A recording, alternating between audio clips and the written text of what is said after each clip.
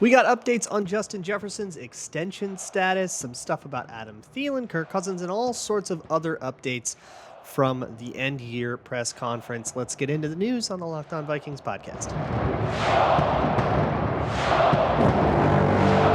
You like that on 3, 1, 2, 3, you like it! You are Locked On Vikings, your daily Minnesota Vikings podcast, part of the Locked On Podcast Network, your team every day. Hello, everybody. Welcome in to the Locked On Vikings podcast, part of the Locked On Podcast Network, your team every day. As always, I'm your host, your pal, and the kid you copied off in math class. My name is Luke Braun. You can find me on Twitter at LukeBraunNFL. Shows on Twitter at Locked On Vikings. You can also find this show on Amazon Fire and Roku if you just download the Locked On Minnesota Sports app. And thank you so much for making Locked On your first listen of the day. Today's episode of Locked On Vikings is presented to you by Prize Picks. Prize Picks is daily fantasy made easy. Pick 2 to 5 of your favorite players, and if they score more or less than their Prize Picks projection, you can win up to 10 times your money on entry. First-time users can receive a 100% instant deposit match up to $100 with promo code Locked On. That's PrizePicks.com, promo code Locked On. Just have a whole bunch of updates for you today. Kwesi Adolfo-Mensah and Kevin O'Connell did their year-end press conference on Wednesday and had some interesting things to say that we should talk about. But I think the biggest one, and it was later followed up with a report from Adam Schefter, but basically all of it is confirmation that the Vikings are going to be in negotiations with Justin Jefferson and extend him this offseason. He is eligible for it starting I think starting like March 20th is the first day, literally, because it's when the league year turns over, or whatever day the league year turns over in March. So I think it's like the 13th or something. That is when they technically can sign him, like the first day they could sign him. Typically, those sorts of conversations happen in the summer. Because, I mean, he's not going anywhere for the next 2 years, right? He's under contract. So you don't have to deal with it. And there's no reason to do it before the league year turns over. Like there's no cap space saving reasons to do it with a rookie guy on a rookie contract who's going to get his extension. But the earlier, the better. If you can get it done before anybody else in that 2020 wide receiver class gets theirs. And there are definitely some people who are going to, namely CeeDee Lamb. The Broncos might do it with Judy. I think they're pretty happy there. Brandon Ayuk in San Francisco. Those guys will all get extensions. And if you get Justin Jefferson's done first, there's a chance that you're inflating everybody else's negotiation. But if like CeeDee Lamb gets done first, they inflate yours. So there's an incentive to get it done first, but you definitely don't need to prioritize it in March or April or even May. It's the kind of thing that typically gets done on like the eve of training camp. So that's when we can expect a Justin Jefferson news to really happen. But Adolfo-Mensah was asked about, possibly, is it going to be a challenge to get Justin Jefferson signed? And his answer was, challenge? No, we're very happy that we get to do that. So they're going to do it. And then not too long after that, Adam Schefter reported that the Vikings expect to be in contract negotiations, but they are not in negotiations yet, which is to be expected. Read Justin Jefferson. There are a couple of things that people have really been freaking out over, like quotes and stuff, that if you really want to, if you are obsessed with believing that Justin Jefferson doesn't want to be in Minnesota, which is insane. There's no evidence of that.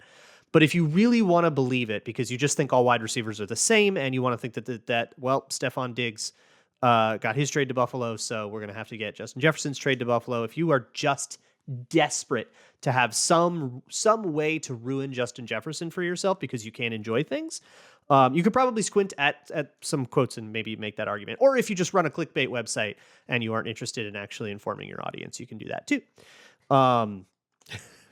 A little spicy about that. I don't like it when people do that. I think when you have an audience, you have a responsibility to bring them things that are valuable. So here's what's valuable about this. Justin Jefferson was asked about an extension, and he essentially said, I control what I can control. If they want me, of course, I'm happy to be here, but I don't know what's going to happen, and I'm not worrying about it and all that stuff. He tried really hard to not say anything, but he's kind of a bozo sometimes. He gets his foot in his mouth sometimes. But it was very clear that he was like, I don't know, my agent will do it. Like, it was very, like, the tone of his answer was very nonchalant and fairly unbothered by the whole thing. And he knew he was going to get like paid like insanely this offseason. So yeah, I don't think I would be very stressed about it either. Schefter's tweet specifying that the Vikings are not yet in negotiations with Justin Jefferson. If you wanted to panic, you, I guess, are allowed to do that. It's a free country, but that's normal. Probably wouldn't be in negotiations pre-free agency. All of your contract people and all of your negotiation, all of your people who typically work with agents and sit at that table are going to be illegally tampering right now. So that's their job right now. Don't, I didn't say it, allegedly, but that's what they're usually doing is they're trying to figure out drafting up contracts. How's the cap going to work? Maybe they're negotiating with in-house players, with things, like the Adam Thielen, Harrison Smith stuff we talked about yesterday. They're working on all that stuff, and Justin Jefferson can be on the back burner until free agency and the draft are over, and then the front office can kind of turn to how do we do our long-term extension stuff, and then you start getting into those. If you look at like the date of any recent Vikings extension of a draft pick, Dalvin Cook, go back to like Diggs and Hunter and all those guys. It's usually an August thing, unless there is a reason. Like Kirk Cousins would always do it in March, but that was because it helped them like get cap compliant for the new league year. So that would be the reason to do it. But that doesn't really apply to Jefferson. When it comes to that contract structure, so the way Rob Brzezinski does it, and I would encourage you to look at Dalvin Cook's contract.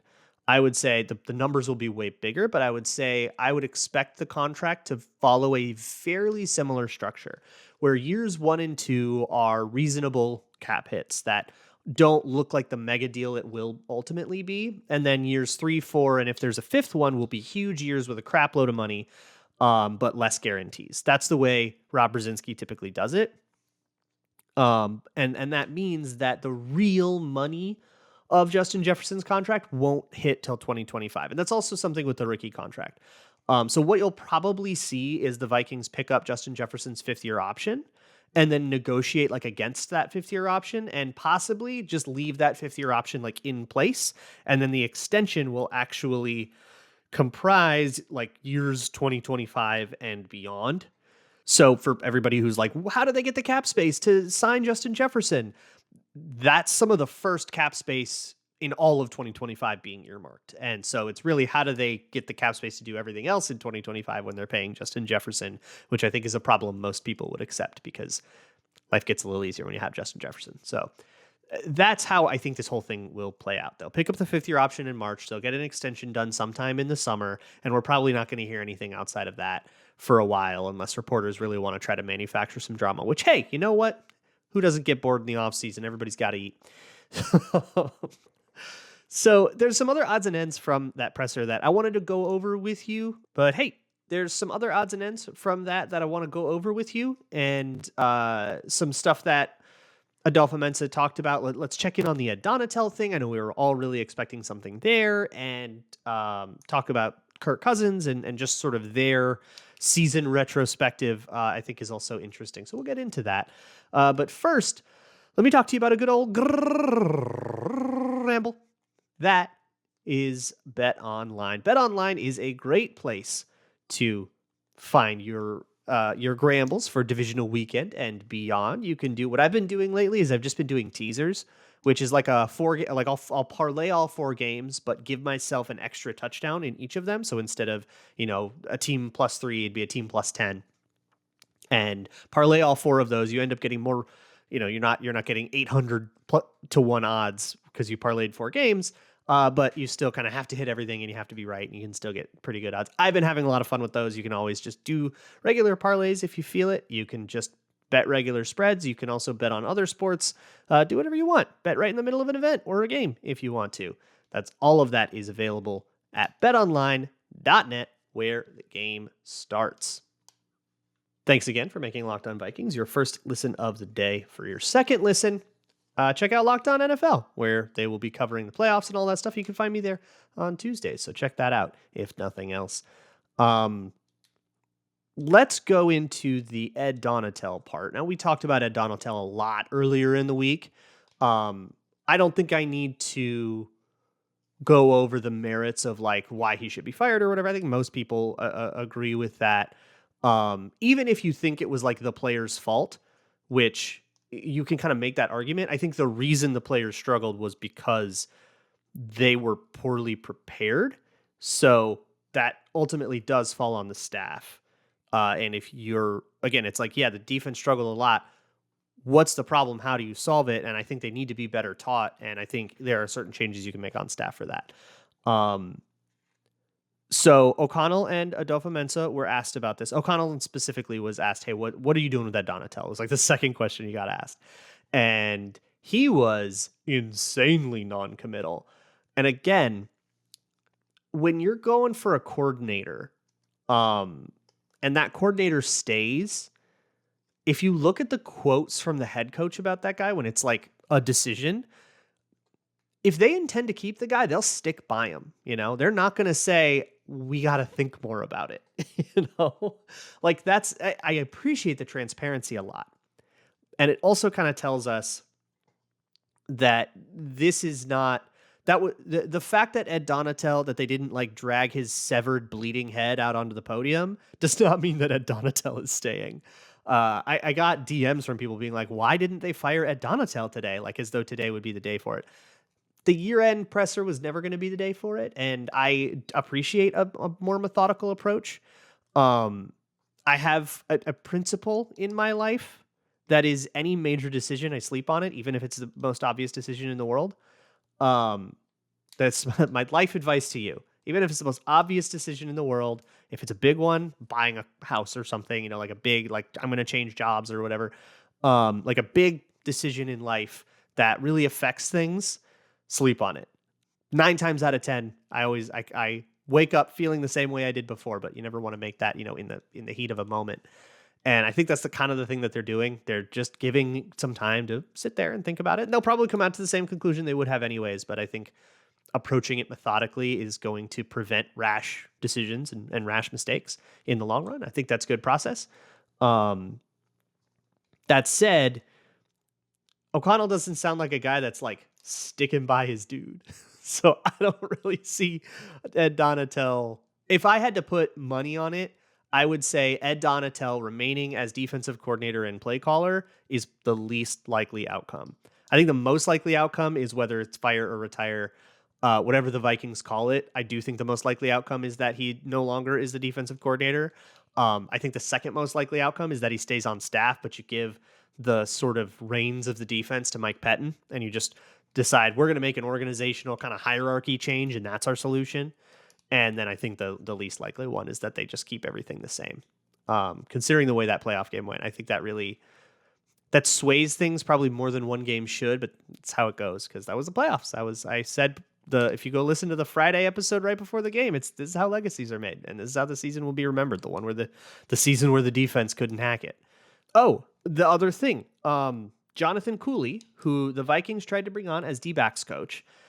I didn't really realize how influential of a moment this was when this happened. Because I was at the Super Bowl. I was focusing on other things.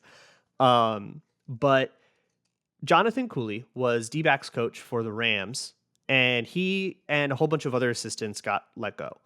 The Rams lost Evero, their D-backs coach, became defensive coordinator in Denver on Nathaniel Hackett's staff. Nathaniel Hackett's gone. That whole situation is in flux. I don't know what's happening with that staff. So actually, he might also be a DC candidate if you're looking for someone. But Jonathan Cooley was apparently very close with Kevin O'Connell, like personally. And O'Connell wanted to bring him in as a D-backs coach, but McVay blocked the lateral move, wanted to keep Cooley. So they were fighting over him. Very interesting that now he's been let go, now that he was promoted. He was an assistant D-backs coach, and he replaced Ejiro Evero. I'm sorry if I'm not pronouncing that right. But now he's a free agent, and I know that Kevin O'Connell wanted him. And the guy that ended up being our D-backs coach was Durante Jones, who did a very interesting. Well, he was the guy in 2020 as well when the D-backs were a disaster. So I don't know. He did a great job in LSU with guys like Derek Stingley, and he's kind of known as a good developer. But his 2 tenures in Minnesota have seen some real bad secondary play.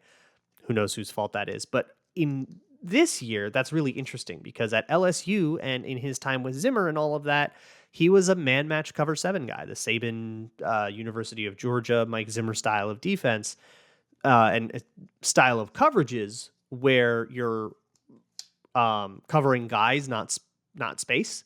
And that's just a way different thing and a different system. And I wonder if he was comfortable in the system. And if he wasn't comfortable teaching players, they're never going to be comfortable either. And I mean, inarguably, the secondary was not comfortable. So in hindsight, and again, I didn't really realize this in the moment, but in hindsight, that was kind of a weird thing. We kind of had a weird dude doing this. Maybe it was a move to cater to Patrick Peterson or something, or I don't know. I don't really have a guess as to why that, like, you would think that would be okay, but that's pretty, like, hindsight gives us the benefit of seeing, wait a minute, that was like, there was no way that was going to work out. So if in the event that like Donatel doesn't go and they just decide to like clear out lower level staff members as scapegoats, like that's also a more likely scenario than the one where they don't change anything. Like if they don't get rid of Donatel specifically, or if they don't take play calling duties away from him, then other heads will roll lower on the org chart. And those heads might be like the position coaches. And in that case, maybe we bring in Jonathan Cooley. Who knows?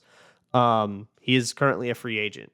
So I don't know. I don't have sources and I'm not a journalist, but reading the tea leaves and just understanding how these things tend to play out, I would guess that by this time next month, there will be an episode of Locked On Vikings breaking down a new defensive staff member, at least one new defensive staff member that the Vikings have hired to replace somebody who failed at their job in 2022. And I think that's what the people really want. I've got some other odds and ends from that presser that I think are kind of interesting, so we'll go over it.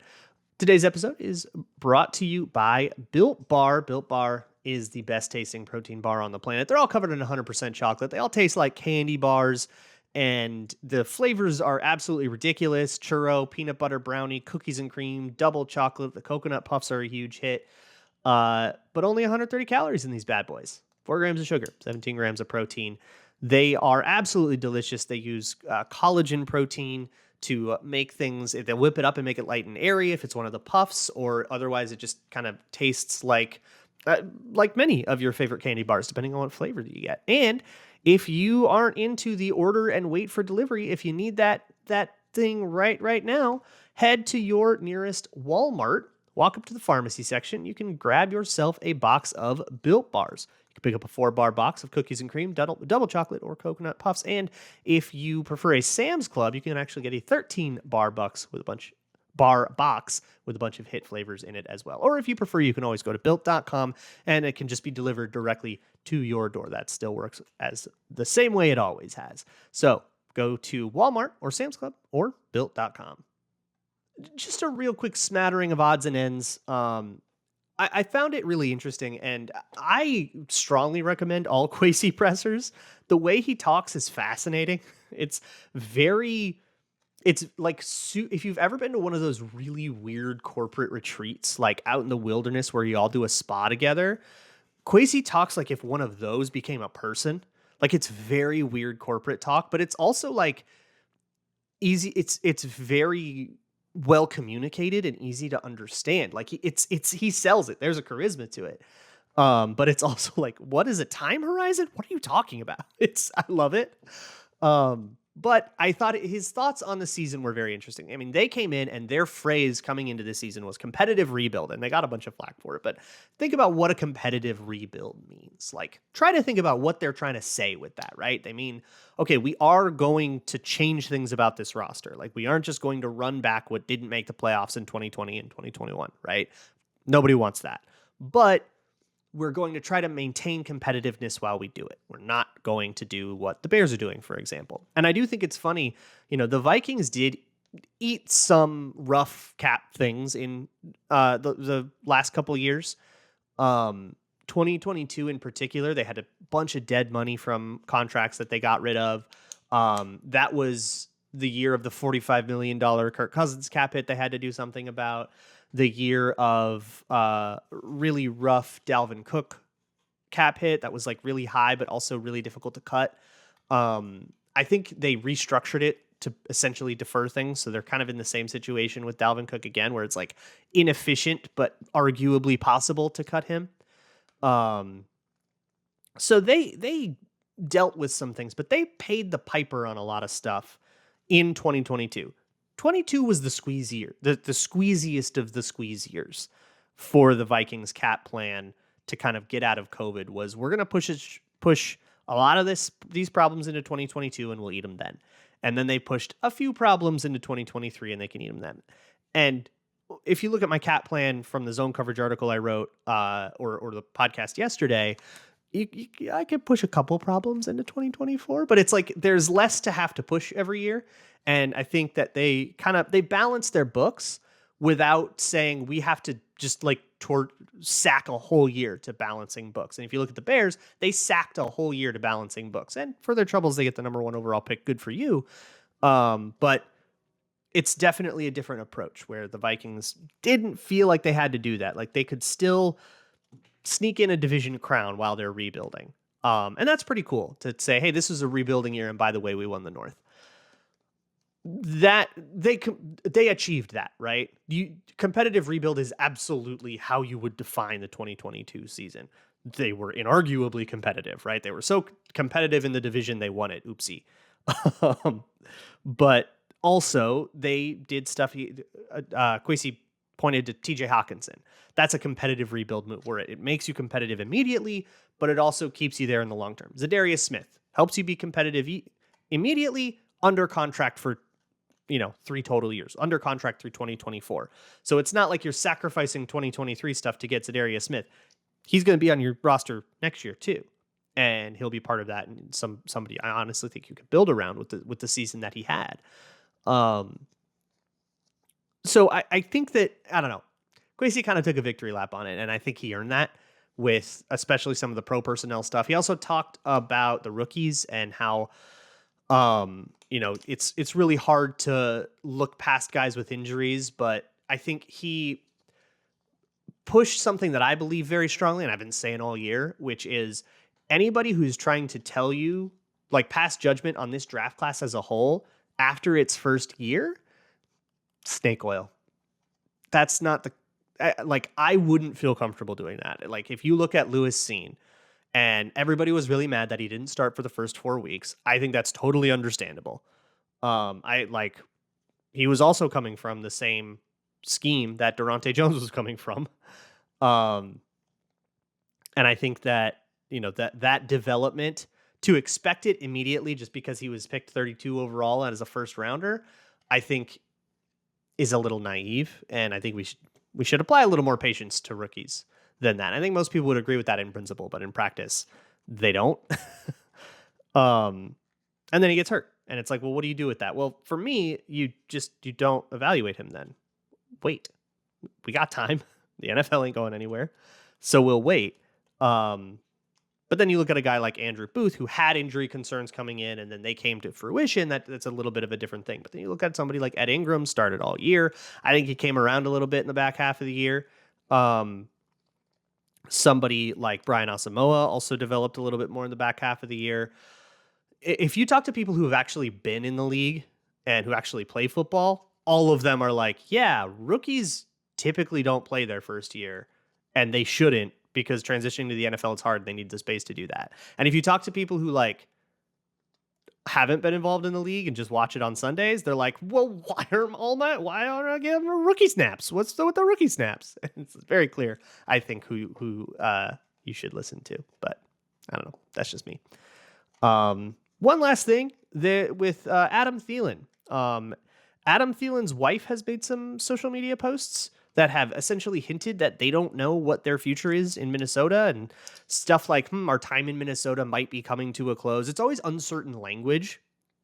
It's never goodbye, Minnesota. It's, hey, if this is it, then thank you for everything and blah, blah, blah. A lot of people have gotten really mad at Adam Thielen over this, which, that's insanely lame. Calm down. Oh my God, go outside. Like, touch some snow, I guess. Just go play with your children or so. Have a cup of tea, take a breath, light a fire in the fireplace. Step away a little bit if you're getting mad at Adam Thielen over his wife being like, "Hey, thanks for everything. If this is it, chill." Um, the deal of Adam Thielen, though, is fairly uncertain. And my guess is that those posts do, like, if they do inform us of anything, it is that Adam Thielen is probably one of the players at the negotiating table as a possible source of the solution for the Vikings to get cap compliant by the new league year. That is going to be like the first transaction that we see from the Vikings is what's their cap stuff to get cap compliant. And that can be restructures, it can be cuts if they want. We went over that in a whole bunch of detail yesterday. But I would guess that because of the nature of that, kind of tells us that Adam Thielen, whether it means he stays and on a different deal or he goes or whatever, probably going to be a part of those talks. So something to keep an eye out on. But we don't know what they're going to do, and we will find out what they're going to do before anything else happens. Before they sign any free agents, before they can make any trades. That's going to happen before the league year turns over, and nothing else is allowed to happen before it. So that's where you should train your vision. But that kind of stuff won't happen till early March anyways. So this is truly a time of year where you can just sit back, enjoy the playoffs, and then in February, chill, hang out. We'll talk about stuff. We'll do, I don't know, free agents or stuff.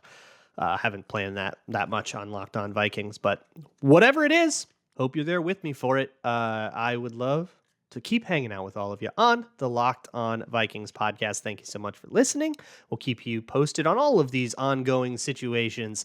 We're in that kind of interesting part where we don't know just how attached anybody is to the Vikings, especially because Kwesi inherited like all of these guys. They're not his guys. They're the last guy's guys. So we'll see what he does. I'll see y'all tomorrow. And as always, Skol.